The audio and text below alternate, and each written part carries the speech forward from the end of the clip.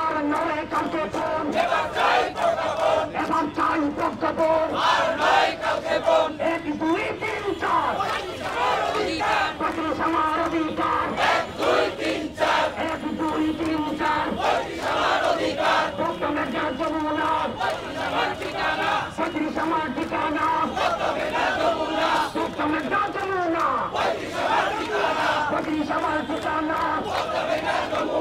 প্রিয় দর্শক, the report .live-এর পক্ষ থেকে আপনাদের সবাইকে স্বাগতম। এই মুহূর্তে আমরা রয়েছে শাহজাপাক জাতীয় জাদুঘরের সামনে। আপনারা দেখতে পাচ্ছেন যে 35 অর্থাৎ চাকরিতে প্রবেশের বয়স, ন্যূনতম বয়স 35-এর দাবিতে এবং শর্ত সাপেক্ষে সেটি উন্মুক্ত করার দাবিতে কিন্তু এই মুহূর্তে চাকরির প্রত্যাশী তারা কিন্তু এখানে বিক্ষোভ করছে। আপনারা দেখতে পাচ্ছেন শাহবাগে কিন্তু তারা বিভিন্ন পর্যায় থেকে বিভিন্নভাবে কিন্তু তারা এখানে অবস্থান করছে। আপনারা দেখতে পাচ্ছেন এখানে কিন্তু বিভিন্ন বয়সী, শুধুমাত্র 35 যারা রয়েছে সেই তারাও নয়, যাদের বয়স এখনও রয়েছে চাকরিতে প্রবেশের সেই শিক্ষার্থী এবং শুধুমাত্র যাদের বয়স পার হয়ে যায়নি এমন শিক্ষার্থীও কিন্তু তারা এখানে রয়েছে। আপনারা দেখতে পাচ্ছেন এখানে কিন্তু তারা এখনও কোনো আলটিমেটাম দেয়নি, কিন্তু বেশ কয়েকটি দাবি জানিয়েছে। এখান থেকে দাবি জানানোর মধ্যে প্রথমত যে দাবিটি জানানো হয়েছে, যেখানে আউটসোর্সিংয়ের মাধ্যমে যে নিয়োগগুলো হয়, সেই আউটসোর্সিংয়ের মাধ্যমে যে নিয়োগ হয় সেই নিয়োগটি কিন্তু তারা বলছে যে মেধাভিত্তিক হয় না, এবং এই মেধাভিত্তিক হয় না। এখানে একটি বড় সিন্ডিকেট আউটসোর্সিংয়ের মাধ্যমে নিয়োগ দেওয়া হচ্ছে। তো যার ফলে কিন্তু এই সিন্ডিকেটের ফলে যারা প্রকৃত মেধাবী, যারা মূলত চাকরি করতে চাচ্ছে এবং তাদেরকে কিন্তু তারা কিন্তু এখান থেকে বঞ্চিত হচ্ছে। তো এই পরিপ্রেক্ষিতে কিন্তু তারা বলেছেন যে তারা কিন্তু এখানে অবস্থান করে তারা কিন্তু এখানে আলটিমেটাম দিবে এবং সেই কালক্ষেপণ না করে তাদের দাবি যদি না মানা হয় তারা কিন্তু রাজপথ অবরোধ করে রাখবে।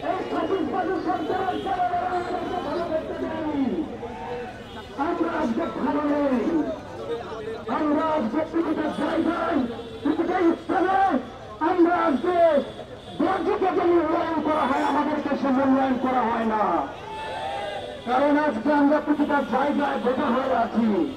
কেন আছি আপনারা জানেন কিনা?